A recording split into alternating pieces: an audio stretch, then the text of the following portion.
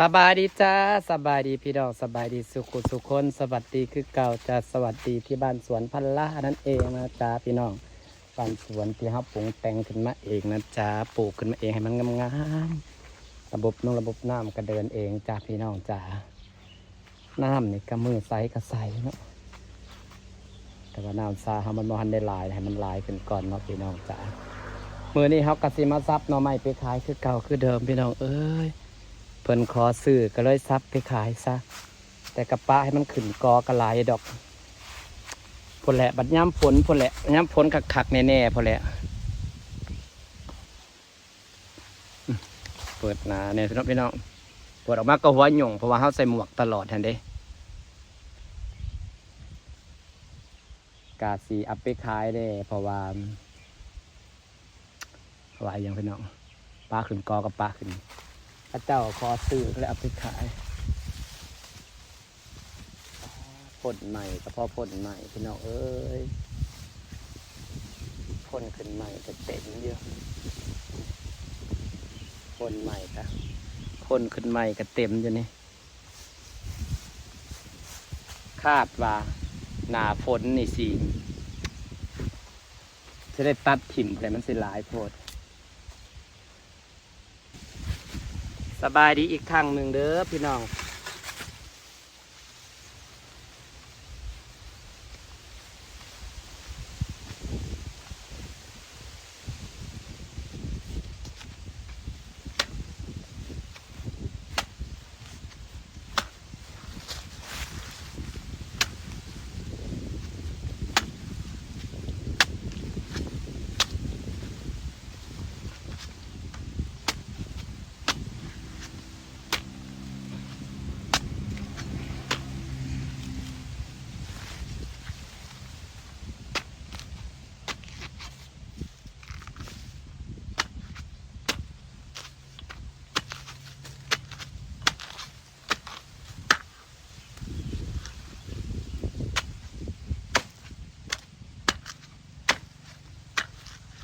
หอมเด้อเดี๋ยวไม่กินซุง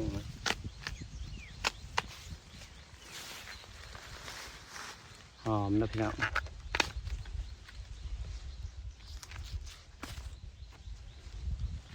มี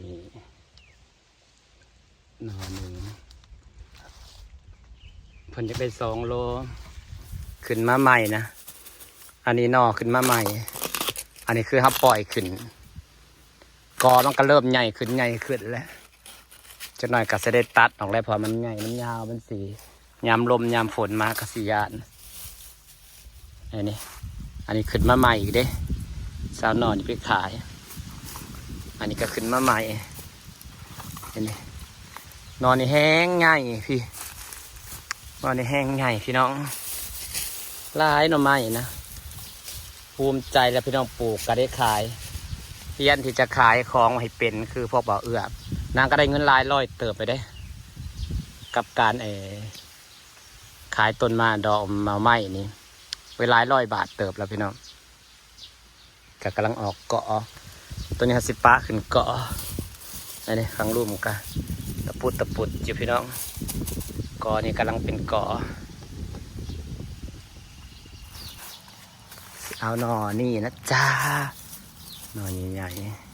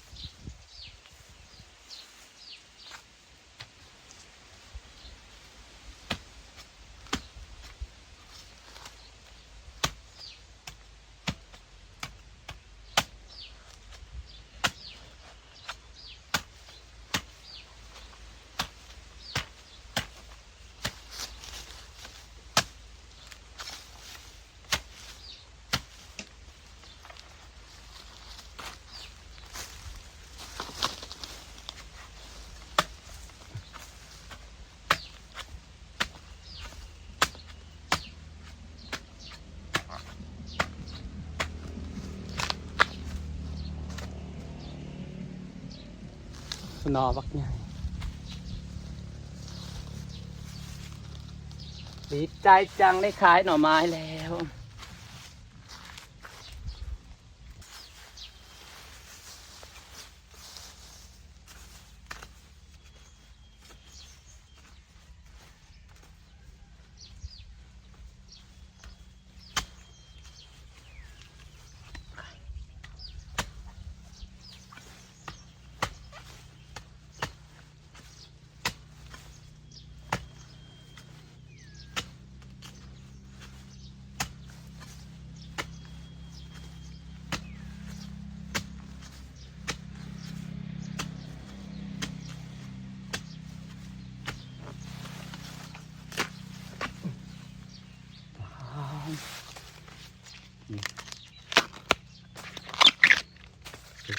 ไปขายสนใจกระถอพอดีแล้วตัวนี้ก็จะได้ละ2 โล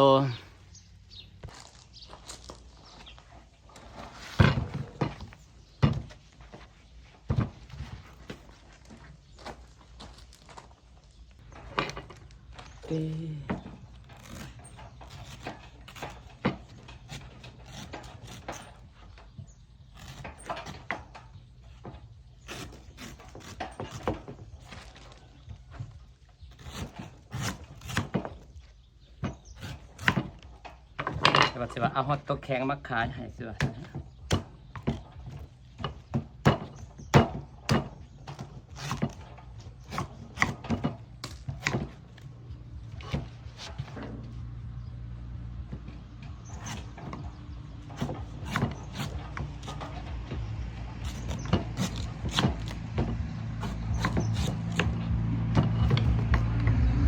อันนี้คือเพิ่นสั่งในบ้านพี่น้อง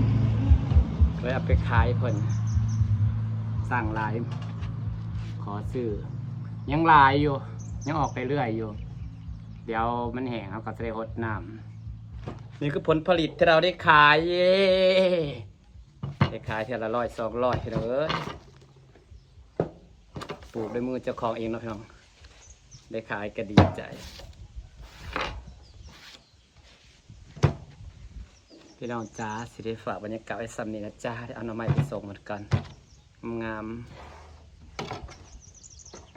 มาไปส่งเหมือนกันนี่แหละจ้าผลของการเครื่องปลูกแต่เขาได้โอเคพี่น้องขอบเดี๋ยวกาจะได้ไปหาอัมมาลาเขาปอกหน่อไม้แล้วแหละ300สั่งหน่อไม้อยู่พี่น้องขอบคุณเด้อที่ขับมาเบิ่งมาชมจ้าบ๊ายบาย